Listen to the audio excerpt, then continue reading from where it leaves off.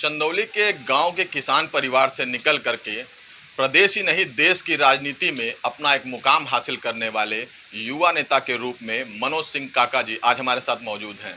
आज हम मनोज सिंह जी से बहुत सारे विषयों पर चर्चा करेंगे और उनसे जानेंगे कि उनका ये राजनीति का जो सफ़र रहा वो कैसे रहा, किस तरीके से रहा, क्या क्या कठिनाइयाँ आई। क्योंकि बात अगर की जाए कि किसान परिवार से बिलोंग करने की, तो देखा जाता है आमतौर पर कि गांव का जो युवा होता है वो रोजगार की तरफ आकर्षित होता है, लेकिन यहाँ इन्होंने एमफिल की डिग्री हासिल की, एमबीए की डिग्री हासिल की, बावजूद इसके ये राजनीति में आए हैं। तो मनोज जी से हम चर्चा करेंगे और उन्हीं से जानेंगे कि ये राजनीति का सफ़र उनका कैसा रहा। मनोज जी, सबसे पहले कैसे हैं आप, ये जानेंगे। जी बिल्कुल बढ़िया हूँ और उम्मीद कर रहा हूँ कि इस पेंडेमिक के दौर में आप सब भाई साथी सभी लोग अपना ख्याल रख रहे होंगे और ईश्वर से यही प्रार्थना करता हूँ कि सभी लोग बेहतर। यूपी कैसा है? अब यूपी को आप ऐसे ही देख सकते हैं कि यूपी ऐसा है कि इस यूपी में हॉस्पिटल में जहाँ लोगों को दवा मिलनी चाहिए, हॉस्पिटल में जहाँ लोगों को इलाज मिलना चाहिए, वहाँ पर गंदगियों का अंबार है। यूपी ऐसा है कि यूपी के बरेली के हॉस्पिटल में जहाँ दवाइयाँ होनी चाहिए वहाँ बारिश का पानी झरझर झरझर गिर रहा है और नीचे इस कोविड के पेशेंट पड़े हुए हैं। यूपी ऐसा है कि देवरिया के जिला अस्पताल में एक अबोध बालक, एक नौनिहाल बालक जिसे अपने खेलने कूदने की उम्र होनी चाहिए, जिसे शिक्षा ग्रहण करने की उम्र होनी चाहिए, योगी आदित्यनाथ के कुव्यवस्था को और कुप्रबंधन को स्ट्रेचर पर अपने बीमार पिता को ढकेल रहा है।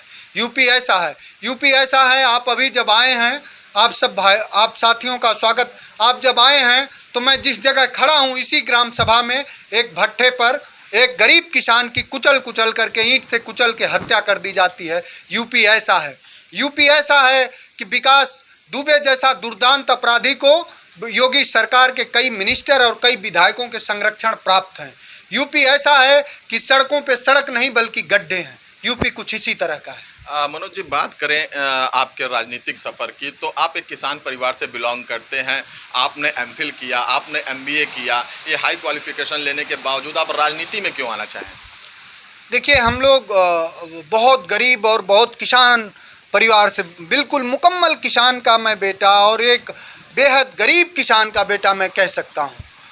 तो हम इसलिए आए कि जब हमने पढ़ाई की, लिखाई की, मैंने देखा कि जीवन में आप सब कुछ पा सकते हैं, जीवन में आप अकेले समृद्ध हो सकते हैं, शिक्षा प्राप्त करके, नौकरी करके अपना घर परिवार चला सकते हैं, लेकिन जो समाज है वो वैसे का वैसे रह जाएगा। हमारी कोशिश, और जब मैं माननीय अखिलेश यादव जी से एमबीए करने के दौरान मिला तो मुझे लगा कि देश में कम से कम ऐसा नेता है जिसके पास संवेदनशीलता है, जो कम से कम लोकतांत्रिक मूल्यों के संवर्धन की बात करता है, जो कम से कम देश में एक ऐसा नेता भी है अखिलेश यादव जो एक गरीब के बेटे से भी पूछता है कि बताओ कैसे हो, खेती कैसे बेहतर की जा सकती है।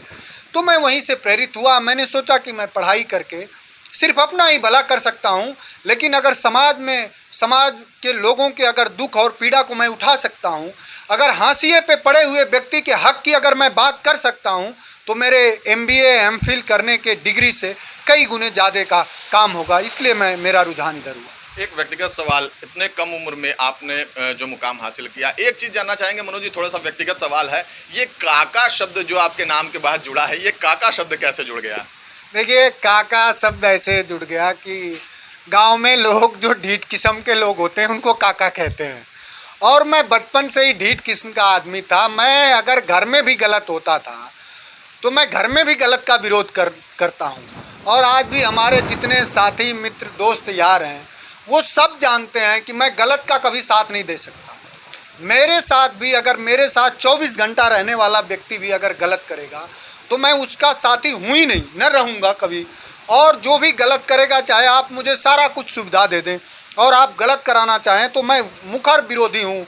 तो इसलिए लोगों ने हर बात में कहा, हर गलत का विरोध करने पे कह रहे काका बनता है, तो उसी तरह नाम हमारा काका हो गया। मनोज जी, अब एक सवाल आपसे ये जानना चाहेंगे कि जिस तरीके से समाजवादी पार्टी ने पूर्व में कांग्रेस के साथ हाथ मिलाया, उसके बाद बसपा के साथ हाथ मिलाया, तो अभी आगे का जो चुनाव आने वाला है, विधानसभा चुनाव, क्या फिर से समाजवादी पार्टी किसी के साथ गठबंधन कर सकती है क्या? देखिए, समाजवादी पार्टी का अब की बार जो गठबंधन होगा, हमारे राष्ट्रीय नेता ने, माननीय राष्ट्रीय अध्यक्ष जी ने कई बार ये प्रेस में आप सब साथियों को अवगत करा चुके हैं कि हमारा किसी दल के साथ गठबंधन नहीं। समाजवादी पार्टी का अब जो गठबंधन है वो गरीब के साथ है, वंचित के साथ है, और जो हक के हाशिए पर खड़ा हुआ व्यक्ति है, इंसान है, उसके साथ है और इंसानियत के साथ है। और उसका जो दूसरा सबसे बड़ा उदाहरण है वो विकास के साथ गठबंधन है। समाजवादी पार्टी आगामी चुनाव में किसी बड़े दल से कोई गठबंधन करने नहीं जा रही। बात अगर की जाए तो अभी चर्चा में, राजनीतिक गलियारों में काफ़ी ये चर्चा चल रही है कि प्रसपा लोहिया शिवपाल यादव जी की जो पार्टी है वो फिर से सपा में विलीन होने की चर्चा चल रही है। तो क्या ऐसा है कि शिवपाल जी वापस से घर वापसी करेंगे? नहीं, घर वापसी का सवाल ही नहीं, घर ही है उनका। और इस पर बात माननीय राष्ट्रीय अध्यक्ष जी जो भी कहेंगे, इस पर हम लोग कोई बात नहीं कर सकते। और कभी पार्टी ने निकाला भी नहीं था, और पार्टी उनको एक सीट पर चुनाव लड़ा रहती है, और ये पार्टी का जो फैसला होगा राष्ट्रीय अध्यक्ष जी का वो माना जाएगा। मनोज जी, बात करें तो अखिलेश जी के सरकार में युवाओं को लैपटॉप दिया गया और उन्हें सोशल विंग से थोड़ा जोड़ा गया, उन्हें मतलब तात्कालीन जानकारियाँ उन तक पहुँचे, क्योंकि ग्रामीण युवा जो होता है ख़ास तौर से तात्कालीन जानकारियों का अभाव होता है उनके पास। इस उद्देश्य से समाजवादी पार्टी ने युवाओं को गांव-गांव तक लैपटॉप दिया। लेकिन कहीं ना कहीं जो सोशल विंग समाजवादी पार्टी का है वो कहीं ना कहीं फेल नहीं साबित हो रहा है, क्योंकि इस बात को अखिलेश जी ने भी ये स्वीकार किया है कि बीजेपी के अगेंस्ट अगर देखा जाए तो समाजवादी पार्टी का सोशल विंग काफ़ी कमज़ोर है। देखिए आप, हम समाजवादी लोग, हमारी विचारधारा ही यही है कि हम अपनी प्रशंसा ही सुनना नहीं बल्कि अपनी आलोचना भी। आप जैसे अगर विद्वत पत्रकार अगर ये बता रहे हैं कि हमारी सोशल विंग कमज़ोर है, तो मैं प्रयास करूंगा, और हम भी यही गांव के नौजवान सब साथी हैं, काफ़ी सारे नौजवान अब समावेशी विचारधारा के जो नौजवान हैं वो सोशल साइटों पे, चाहे वो फेसबुक हो, ट्विटर हो, चाहे इंस्टा है, काफ़ी सारे नौजवान आ गए हैं। और मैं उम्मीद करूंगा कि झूठ का, ये ठीक कहा राष्ट्रीय अध्यक्ष जी हमेशा कहते हैं कि बीजेपी झूठ को ही प्रसारित, और जो बीजेपी है वो बहुविज्ञापित और बहुप्रचारित पार्टी है इस समय, वो झूठ को भी सच सा दिखाते हैं। लेकिन हम समाजवादियों का हमेशा ये प्रयास रहा है कि सच ही दिखाया जाए। जैसा आपने कहा कि हम यूपी को ऐसे ही बेहतर करना चाह रहे थे कि हम 18 लाख लैपटॉप दिए नौजवानों को। वो लैपटॉप आप जिस घर में खड़े हैं, आप जिस घर में, हमारा एक ये हमारे भाई हैं, बड़े भाई हैं प्रमोद जी, इनका घर है और ये पार्टी के वर्कर भी हैं, इस घर में भी बिटिया को लैपटॉप आया। वो इस हक से नहीं आया कि ये हमारे वर्कर हैं, बल्कि वो उस वाजिब थी, वो टैलेंटेड थी, उसके प्रतिभा के आधार पे आया। ऐसे गरीब आप ग्रामीण अंचल में देखेंगे हजारों परिवारों में लैपटॉप आया, और वो बेटे बेटियां उससे बहुत कुछ सीखा। जैसा कि आपने कहा कि इंफॉर्मेशन का ज़माना है। ओबामा साहब एक बार एक बात कह रहे थे, कोई इंटरव्यू ले रहा था आप ही जैसा साथ, तो कह रहे थे कि today is the time of information. जिसके पास जितनी ज़्यादा जानकारी होगी वो उतना ज़्यादा ही प्रबल होगा। तो इंफॉर्मेशन से और जानकारी से कैसे लैस कर सकते हैं? गाय चरा के या जय श्री राम बोल के, नारा बोल करके कोई अपराध करने से तो नहीं हो सकता है। तो हमारे नेता का हमेशा ये प्रयास रहा है। देखिए HCL लाने का, IT लाने का अगर उत्तर प्रदेश में किसी ने प्रयास किया, शिव नाडर जी से बात करके, इस समय तो उनकी बिटिया हुई हैं, रोशनी नाडर हो गई हैं, अब HCL की हेड हुई हैं, तो उनको भी लाए माननीय अखिलेश यादव जी ने। तो हमारे नेता का हमेशा ये प्रयास रहता है कि तकनीक से युवा को लैस करके और संवेदनशील होकर इस देश को समृद्ध किया जा सकता है। बात की जाए, अभी आपने बताया आपका हाल अच्छा है, यूपी के हाल के बारे में आपने बताया, पार्टी के हाल के बारे में ज़रा बताएं। देखिए समाजवादी पार्टी आप सब साथियों का, सबके सहयोग से इस समय हमारा जो वर्कर है वो गांव में है। आप पेंडेमिक देखेंगे तो पेंडेमिक में हमारे पश्चिम से लेकर के, और ये आप जिस जनपद में खड़े हैं चंदौली, ये तो आप देख ही रहे हैं कि ये बिहार का बॉर्डर है, यहाँ तक हर जगह नौजवानों ने, हमारे पार्टी के वर्करों ने लोगों की मदद की। बहुत सारी तस्वीरें आई, लेकिन आपने जो कहा हम लोग उसका प्रचार नहीं किए। इसी जगह हम लोग इस विधानसभा क्षेत्र में, सकलडीहा में आप खड़े हैं, इस विधानसभा क्षेत्र में हम लोगों ने ट्रैक्टर से भर भर के राशन बांटा। हम लोगों ने माननीय अखिलेश यादव सेवा दान केंद्र खोला, वहाँ व्यक्ति स्वयं आकर के उसके अपनी ज़रूरत के हिसाब से चीज़ें ले जाता था। तो हमारी पार्टी का हाल बिल्कुल बढ़िया है। और जो लोग भ्रम में चले गए थे, तो एक गांव में कहावत है कि काठ की हाड़ी बार बार नहीं चढ़ती है, तो उसी तरह झूठ की भी हाड़ी बार बार नहीं चढ़ेगी। और लोग जान चुके हैं बीजेपी को, आज वर्कर की हालात क्या है। अमर उजाला की रिपोर्ट है कि हिंदुस्तान में 55.1% लोग ही सिर्फ 2 जोन की रोटी खा रहे हैं। मीन्स 45.9% लोग, मतलब 100 में 45 आदमी को आज 2 जोन की रोटी नसीब नहीं है। और मोदी जी स्किल इंडिया की बात कर रहे हैं, मोदी जी राम मंदिर की बात कर रहे हैं। राम जब लोगों को भूख के लिए रोटी नहीं है तो राम तो उस रोटी में है। आप रोटी का प्रबंधन करिए ना। और राम के बारे में तो कहा गया है कि हम में तुम में खड़क खम में घट घट व्यापी राम है। तो राम मर्यादा पुरुषोत्तम भगवान राम का एक भव्य मंदिर बना करके हम मंदिर के समर्थक हैं, हम चाहते हैं। लेकिन उनका जो करुणा है, उनका जो भाव है, उस पर तो बीजेपी काम ही नहीं करती है। बीजेपी के व्यवहार और विचार में बहुत फर्क है। उनका जो विचार है उसमें तो थोड़ा बहुत मर्यादा पुरुषोत्तम भगवान राम का नाम लेते हैं, लेकिन व्यवहार में आपसे सर बता दूं कि पूरी तरह से बीजेपी व्यवहार में रावण का अनुयायी है। रावण से भी बर्बर शासक के अनुयायी है बीजेपी, भारतीय जनता पार्टी।